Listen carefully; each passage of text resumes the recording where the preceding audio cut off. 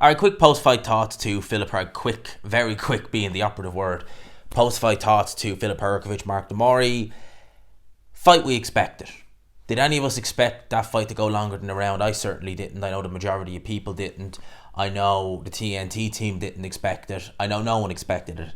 Now, when this fight was announced, there was people saying, look, Hrgovic isn't obliged to fight the best available contenders, etc., etc. He's not obliged to do that. He's mandatory. He can do kind of what he wants. And yeah, I agree with that statement.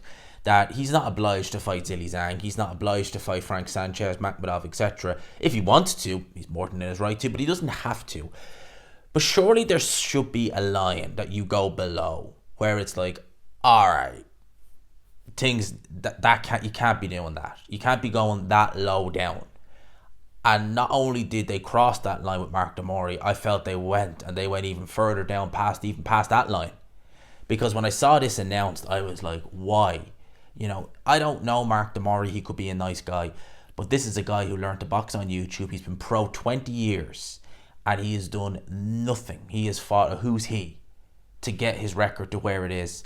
And only thing he's known for is 7 years ago getting knocked out in the round by a shot to pieces David Haye. Shot to pieces. And he gets this fight off the back of it. I was like, no. There's more deserving heavyweights out there who wouldn't pose Filip Hrgovic much of a risk, but would at least give a go of it and at least would maybe deserve to be in that situation. Because I thought Mark Moore's going to go in there. He's probably not really going to try. He's going to take some shots. He's going to go down and that's going to be it. And it's going to be a real pointless fight.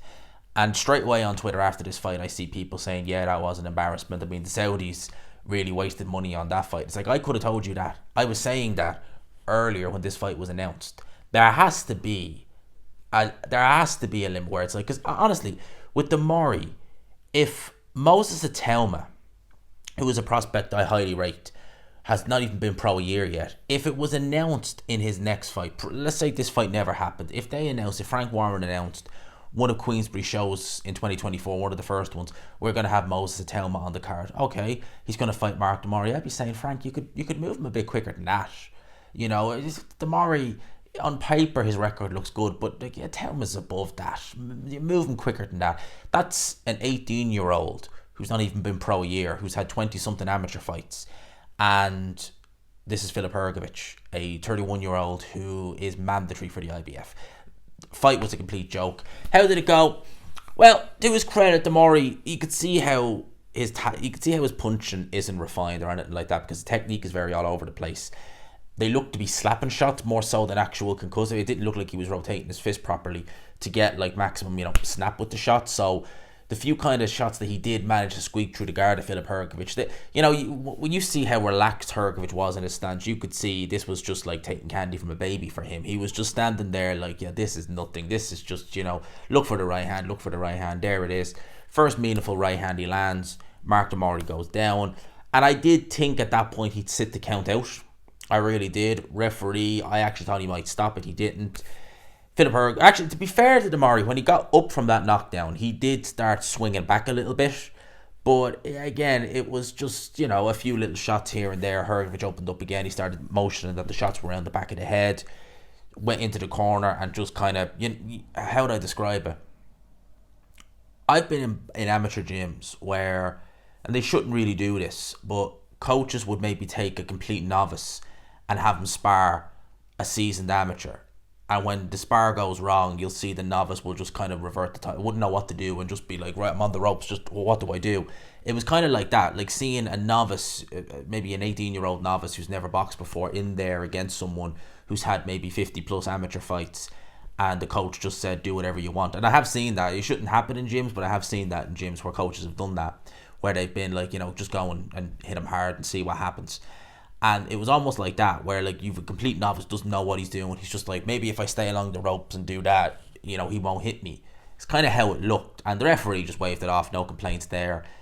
And yeah, Hrgovic is looking to push for a title shot next year. He is mandatory for the winner of Fury Usyk.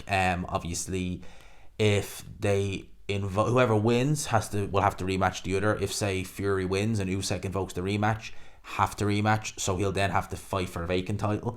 So we'll see how that goes. Look, you got to run out, but that was just piss poor matchmaking. I'm sorry, it was. Mori should not have been in there.